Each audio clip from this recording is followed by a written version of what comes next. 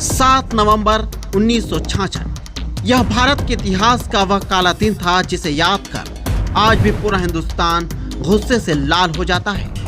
आखिरकार 7 नवंबर 1966 को ऐसा क्या हुआ था जिसकी वजह से इंदिरा गांधी को संत समाज के द्वारा दिए गए श्राप का सामना करना पड़ा। कहा जाता है उसी श्राप की वजह से इंदिरा गांधी की मौत हुई थी।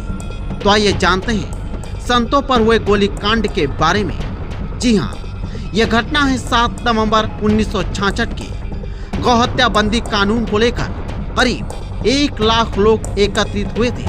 हालांकि इस आंकड़े की आधिकारिक तौर पर पुष्टि नहीं की गई।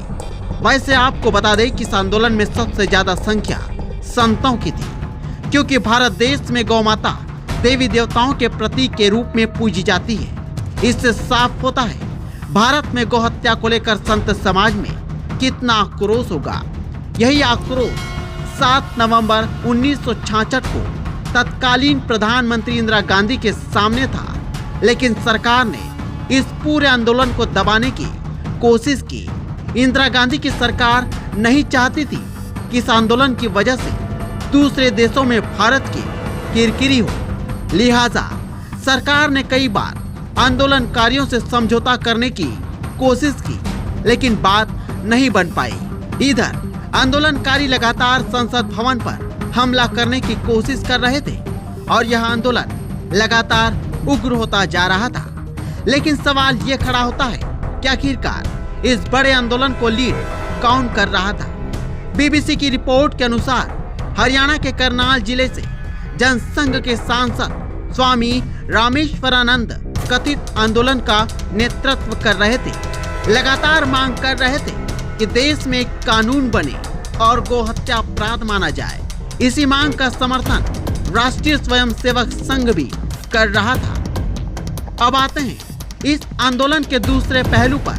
कई लोग कहते हैं इस आंदोलन में हजारों लोग मारे गए थे। 1966 की इस घटना से जुड़े जितने भी पोस्ट हमें मिले, उन सभी पोस्ट में यही लिखा था कि भारत के हिंदू संतों ने गौहत्या पर प्रतिबंध लगवाने के लिए अपनी जान की बाजी लगाई थी, लेकिन कांग्रेस नेता इंदिरा गांधी ने उन्हें मौत के घाट उतार दिया था।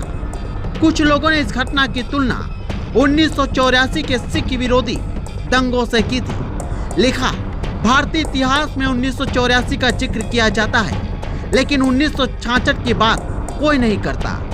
इस घटना में जितने लोगों की मौत हुई, इसे लेकर भी सोशल मीडिया पर तमाम तरह के दावे किए गए। कोई कहता है इस घटना में 250 साधु संतों की मौत हुई थी। वहीं दूसरी तरफ गूगल सर्च से मिले वेबसाइट के पन्नों पर मृतकों की संख्या को 1000 बताया गया था। वहीं दूसरी तरफ कुछ लोग यह आंकड़ा 5000 तक बता रहे थे, लेकिन इस घटना से जुड़े पुख्ता सबूत के तौर पर कोई भी आंकड़ा पेश नहीं कर पाया। हालांकि उस वक्त इंदिरा गांधी की सरकार ने आंकड़ा पेश किया था, लेकिन यह आंकड़ा बेहद कम बताया गया था। करीब 350 लोगों की मौत होना बताया गया था, लेकिन वहां मौजूद कई प्रत्यक्षदर्शियों के अनुसार आंकड़ा गलत था। वहां पर कई हजार लोगों की मौत हुई थी। एक बात तो साफ थी, जिस तरह से यह पूरा घटनाक्रम हुआ उसमें कई सारे सवाल खड़े हो रहे थे। जैसे कि सरकार के द्वारा मौत से जुड़े आंकड़ों को सार्वजनिक तो किया गया, लेकिन यह आंकड़ा बेहद कम बताया गया था। सवाल ये भी खड़ा होता है कि इस आंदोलन में 5000 लोग मारे गए, तब मानवाधिकार से जुड़े संगठनों ने इस जघन्य हत्याकांड पर कोई सवाल क्यों नहीं उठाया। इसका मतलब साफ था, मौत का आंकड़ा इतना नहीं था जितना बढ़ चढ़कर बताया जा रहा था। और इस बात की पुष्टि ऑस्ट्रेलिया के अखबार में भी की गई। अखबार के मुताबिक इस पूरे आंदोलन का नेतृत्व बलराज मधोक कर रहे थे। दरअसल ये वही बलराज मधोक थे जिन्होंने एक बार अटल बिहारी वाजपेयी को कांग्रेसी कहा था। वही भारत में गौहत्या पर प्रतिबंध लगाने की मांग करने वाले बलराज मधोक पहले शख्स थे। उन्होंने पूरे भारत में घूमकर गौहत्या विरोध का माहौल बनाने की कोशिश की थी। इस आंदोलन में दूसरा सबसे बड़ा किरदार था करपात्री महाराज, जिन्होंने सभी के सामने इंदिरा गांधी को श्राप दिया था कि जिस तरह से इंदिरा गांधी ने गोपाष्टमी पर गौ भक्तों की हत्या करवाई, उसी तरह गोपाष्टमी के दिन ही इंदिरा गांधी की हत्या हो जाए।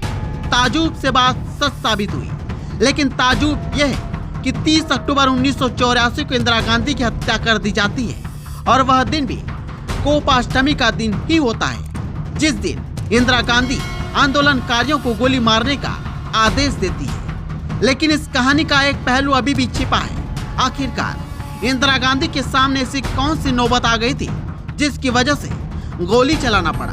भारत सरकार का कहना था कि आंदोलनकारियों ने संसद भवन को घेर लिया था। इसके साथ ही आंदोलनकारी उग्र हो चुके थे और वह संसद भवन पर हमला करने वाले थे, जिन्हें रोकने का भरपूर प्रयास किया गया। जब यह प्रयास विफल रहा तो मजबूरन सरकार को गोली मारने का आदेश देना पड़ा।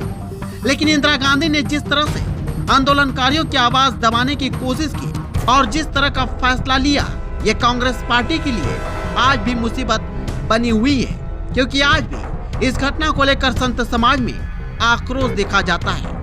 News India TV 9 Bhavesh Patel की रिपोर्ट।